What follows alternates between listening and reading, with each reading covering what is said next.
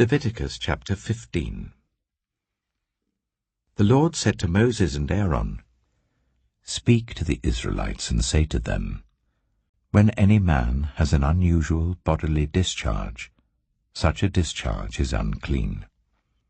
Whether it continues flowing from his body or is blocked, it will make him unclean. This is how his discharge will bring about uncleanness. Any bed the man with a discharge lies on will be unclean, and anything he sits on will be unclean. Anyone who touches his bed must wash their clothes and bathe with water, and they will be unclean till evening. Whoever sits on anything that the man with the discharge sat on must wash their clothes and bathe with water, and they will be unclean till evening. Whoever touches the man who has a discharge must wash their clothes and bathe with water, and they will be unclean till evening. If the man with the discharge spits on anyone who is clean, they must wash their clothes and bathe with water, and they will be unclean till evening. Everything the man sits on when riding will be unclean, and whoever touches any of the things that were under him will be unclean till evening. Whoever picks up those things must wash their clothes and bathe with water, and they will be unclean till evening. Anyone the man with a discharge touches without rinsing his hands with water must wash their clothes and bathe with water, and they will be unclean till evening. A clay pot that the man touches must be broken, and any wooden article is to be rinsed with water. When a man is cleansed from his discharge, he is to count 7 days for his ceremonial cleansing.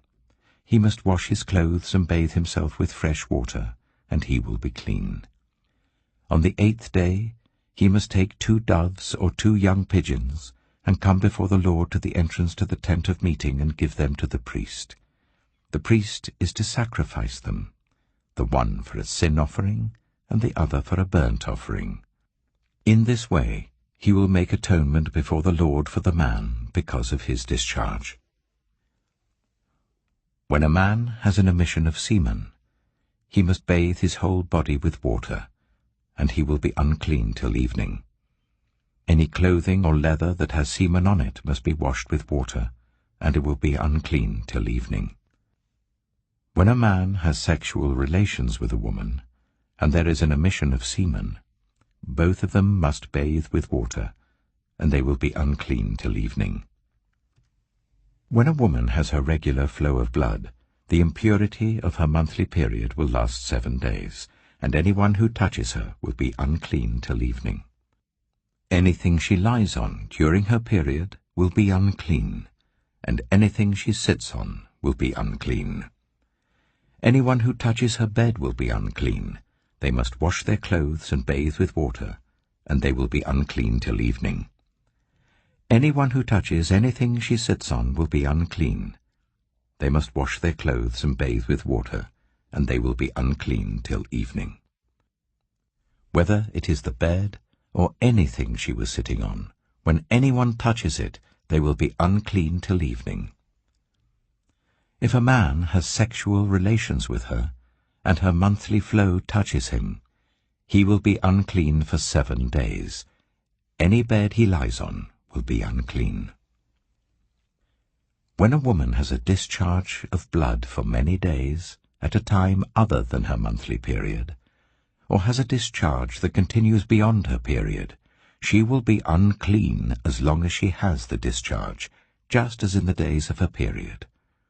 Any bed she lies on while her discharge continues will be unclean, as is her bed during her monthly period, and anything she sits on will be unclean, as during her period. Anyone who touches them will be unclean. They must wash their clothes and bathe with water, and they will be unclean till evening. When she is cleansed from her discharge, she must count 7 days, and after that she will be ceremonially clean. On the 8th day she must take 2 doves or 2 young pigeons, and bring them to the priest at the entrance to the tent of meeting. The priest is to sacrifice one for a sin offering and the other for a burnt offering. In this way he will make atonement for her before the Lord for the uncleanness of her discharge.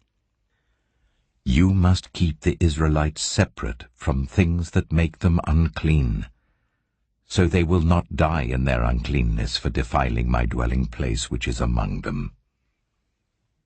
These are the regulations for a man with a discharge, for anyone made unclean by an emission of semen, for a woman in her monthly period, for a man or woman with a discharge, and for a man who has sexual relations with a woman who is ceremonially unclean.